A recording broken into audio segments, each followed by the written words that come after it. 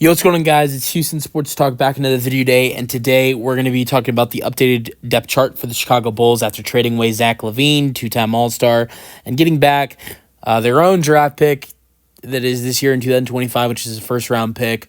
Which I don't really think that. I mean, it matters, sure, but the Bulls were going to get that draft pick if it stayed in the top 10, and the Bulls are one of the worst teams in the league and are going to continue to lose games more and more once they trade LaVine. Like, now that they've traded LaVine, once they trade Vucevic and maybe others.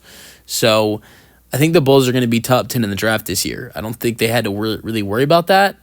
And the draft pick they got, they're getting back in this trade. The only draft pick they're getting back for two-time All-Star LaVine, averaging 24 points per game and shooting 45% from three, is a draft pick that I think had a really great chance of going back to the Bulls anyways. I think around 80-90% chance that the Bulls are top 10 in the draft this year. All right. What does the depth chart look like after this trade, though? Because the Bulls got some really solid players who've had some really good years in their career, but really all three of them struggling this year. They received backup point guard Tre Jones, Kevin Huerter, shooting guard, who's had some really good seasons and shooting in his career from 37%. And then Zach Collins, who's had some really good seasons with San Antonio. But all three of those guys have had bad years. But if you look, I mean, they've had some great seasons as well, and they could be solid additions. And but here's the interesting thing to point out before we go to the depth chart. Expect, I think, 2 Chicago Bulls to get cut.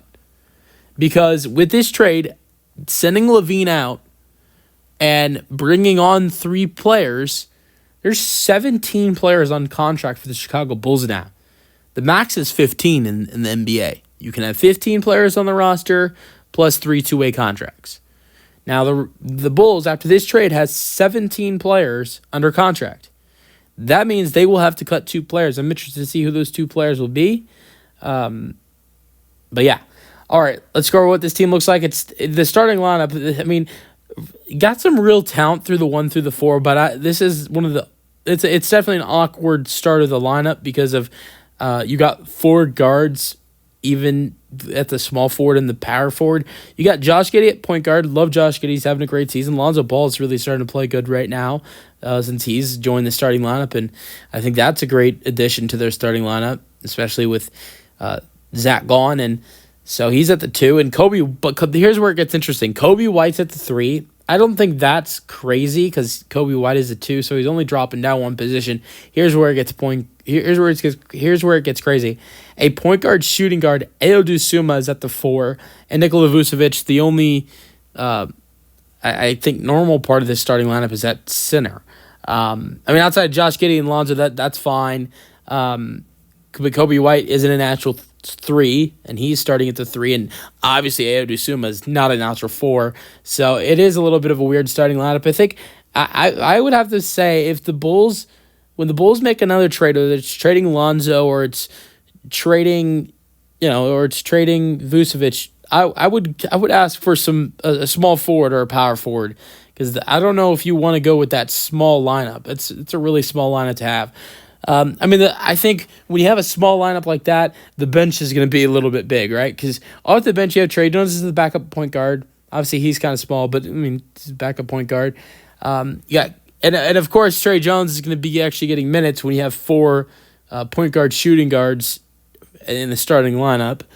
And then you got Kevin Huerter at the 2, the backup 2, new addition. You got rookie. Here's where it gets interesting. You got, for the backup 3 through 5, you have rookie Matas Buzelis at the backup 3, who's 6'10", and will be playing the 3 off the bench.